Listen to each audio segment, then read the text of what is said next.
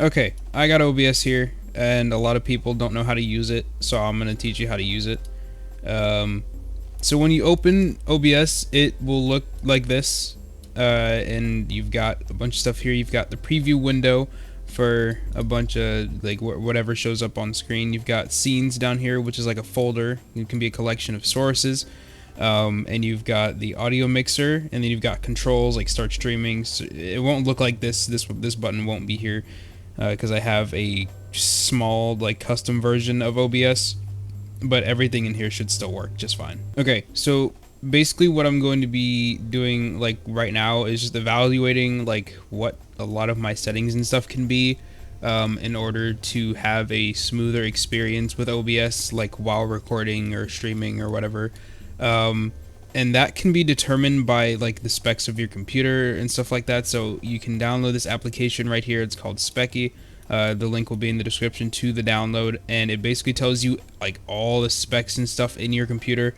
Like for like the main ones that I have to focus on is that I have an AMD Ryzen 7 3700X. I have 16 gigabytes of dual channel RAM, and I have a RTX 2060 Super, which can handle just about any game pretty well.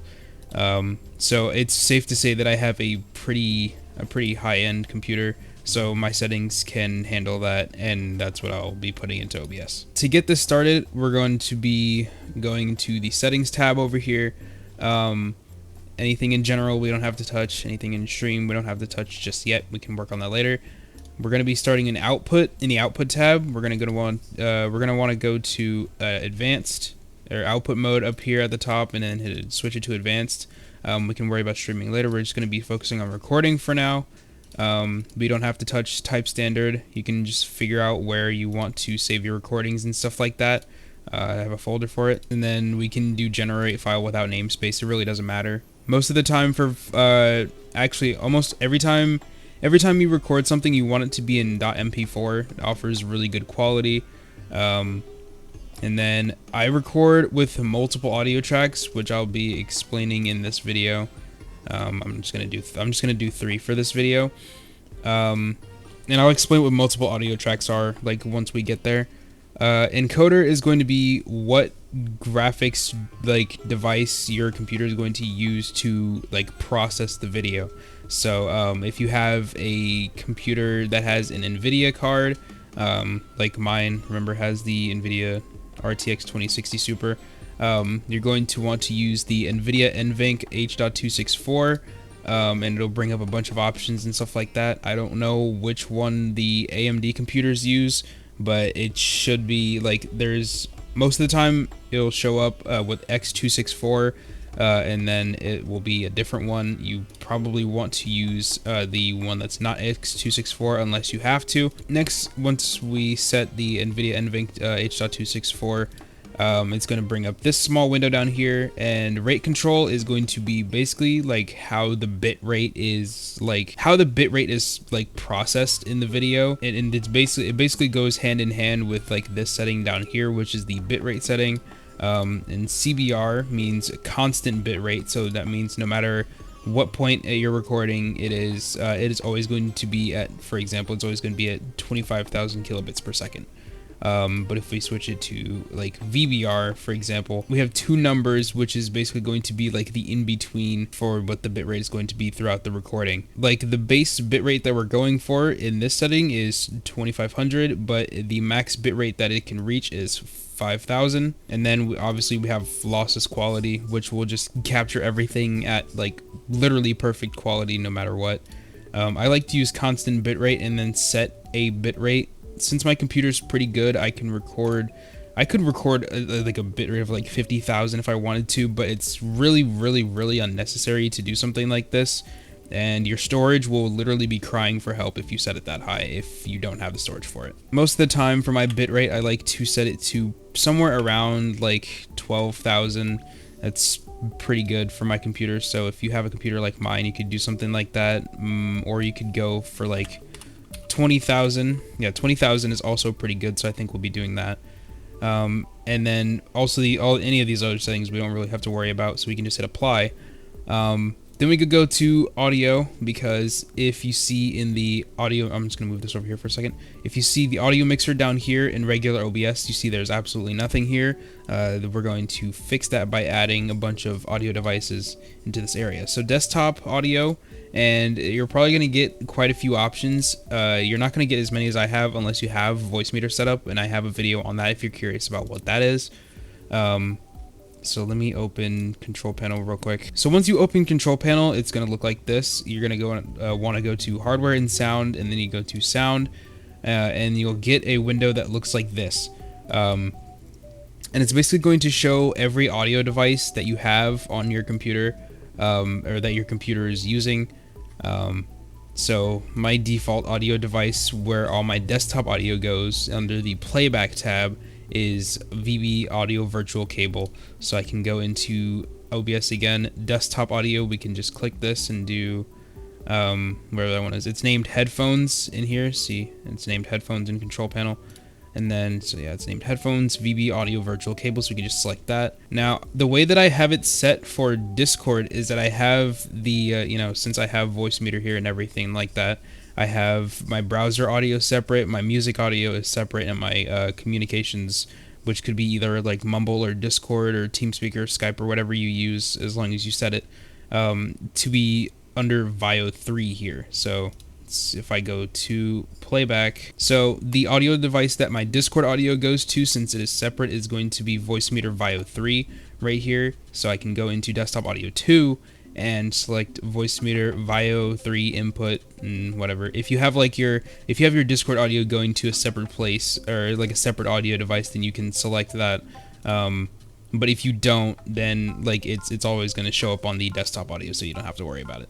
Your microphone auxiliary audio is pretty self-explanatory. If you go to the control panel sound window that we brought up when we go to the recording tab, I have multiple like microphones and stuff that pick up, like my my webcam mic, and I have my headset mic, and then my actual microphone, which is down here. But it all goes through Voicemeeter, and it all goes to Voicemeeter VIO output 3. So I can go into OBS and select that exact one. Just remember the 3. And then we can hit apply again, and you can see in the main OBS window that everything is popping up down here, and they do have labels even though you can't see them. But yeah, there you go. We don't have to do anything else in the audio tab because all that stuff is set up for now. We could go back to the output tab for the sake of the multiple audio tracks thing. So output tab, when we go to audio, and then we can just name this mic audio, and then we can do desktop audio, and then Discord audio. And then if we go down to the video tab, this is basically going to be the size of your recordings and stuff like that, like what the resolution is. So you see I'm recording currently in the canvas size, which is this black preview window that's over here, is 1920 by 1080. You always want it to be like the size of your monitor.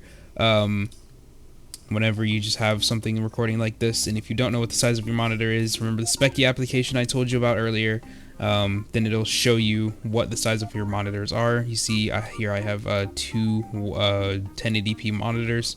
One is at 120 Hertz and one is at 60 Hertz, and that's for a reason. So the size is simply just right here. If you don't feel like typing all of that in, you can just go and copy paste it, and it's going to be, remember, base canvas resolution is just like this black preview window here, and then output scaled resolution is going to be, see here, it's 720p, and we don't want 720p when we want 1080p. So both of these can be 1080p, or whatever you feel like outputting your recording as, and 1080p is, you know, for the preview, or is just like, it could be just better for scaling purposes. Downscale filter is basically just like if you are downscaling your recording, just how good it looks. I like to use bilinear. It's the fastest one, but it's blurry if scaling, but we're not scaling, so it doesn't matter. And then common FPS values. This is going to be a very important one if your computer's not that good, because the higher the frame rate that you record at, like 30 compared to 60, for example, is that your computer is going to be using more graphics power to like encode like the video that you're recording at 30 or 60 FPS, and using more power to process the higher frame rate. So I like to record in 60 FPS. That's why my main monitor is 120 hertz because it looks better. But for if your computer's not that good, for example, you can just record in 30 FPS or like 24 or something like that. Just always make sure that there is a set value here. And then we can hit apply, and everything else doesn't really matter. Nothing else here really doesn't matter because it's default and everything's gonna look good anyway. So now that we have all these settings and stuff figured out for recording, we can go to our scenes and sources and stuff like that. And I actually have Minecraft pulled up right here, and we're going to be starting a new world just so we can run around and stuff in it. So the scene is, yeah, I described this earlier a little bit. It's basically like the folder of, like, here's the folders, and then here's all the files that are going to be in the folders. So if I just put like let's just put like a text or something here, hello, or something like that, right? And you can just hit OK, and then we can just put that in the center of the screen. And then if I were to see how that's in the first scene, so we can just F2 and make this scene 1. And then if I added another scene, it'll be scene 2. And now the hello is gone because, you know, it's not in the same scene. So if you were to be using, like, if you were to play, if you're trying to record Minecraft or something, right? There's a couple things here. Like, for most games, if you're going to be playing and recording, you want to be playing most of your games in full screen, because most of the time when you play in full screen on games, you get a lot better performance, and I mean a lot better performance. So it's best to do that. If I were playing a game in full screen, for example, what I would want to do is I want to go to sources over here, and I want to hit the plus, which is the add button, and I want to go to game capture, which is the little controller right here. And I can just hit OK. Yeah, I can name it something if I wanted to. And what I like to do most of the time, I know there's a lot of settings here, but we don't have to worry about like a couple of these. The mode that we would choose is capture specific window, so you can then go in and then choose what window you would want. And for me, it's java.exe, since it's Minecraft Java edition, Minecraft 1.16.5, that's the name of the window. And you can choose here if you want to capture your cursor or not. Don't worry about any of these other settings, it literally doesn't matter. You can hit OK, and then if I were to just lock the source, because I know it's in 1080p, and I were to go back into the game and then tab back out, there's Minecraft right there. And then since you have all the settings and stuff set up, you can just hit start recording, and now we can go back into Minecraft and just like run around a little bit or something. So here we are in the new Minecraft world and everything like that. It's like super smooth and everything like that, and I think it's really nice. Now remember how we set up the multiple audio tracks and stuff like that? There's going to be a small problem if we didn't configure them correctly, and I'm going to show you that right now.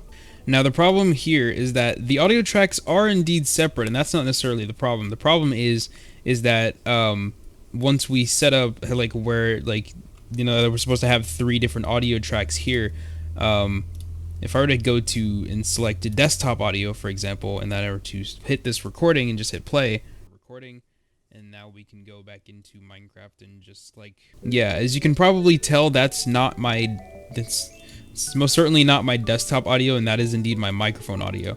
Now a way to fix that is we would go back into OBS here, and we would see audio mixer, we would go and right click, and then advanced audio properties, and as you can see, we have a bunch of checkboxes over here, and it seems that everything is going on like every track, even though we don't have that many selected. So I'm going to go through and I'm going to uncheck all of these, and I'm going to put them accordingly. So the way that I had it set up was microphone audio goes on the first track, desktop audio goes on the second track, and then desktop audio 2, which would be my Discord audio and stuff like that, since I do have it separate, would go on the third audio track. Now if I were to start another recording here, and if I were to be like speaking a coherent sentence while there's like a bunch of game audio and stuff going on like that and everything, and you can clearly hear myself in the game and everything like that, and you know, all this mess and everything like that.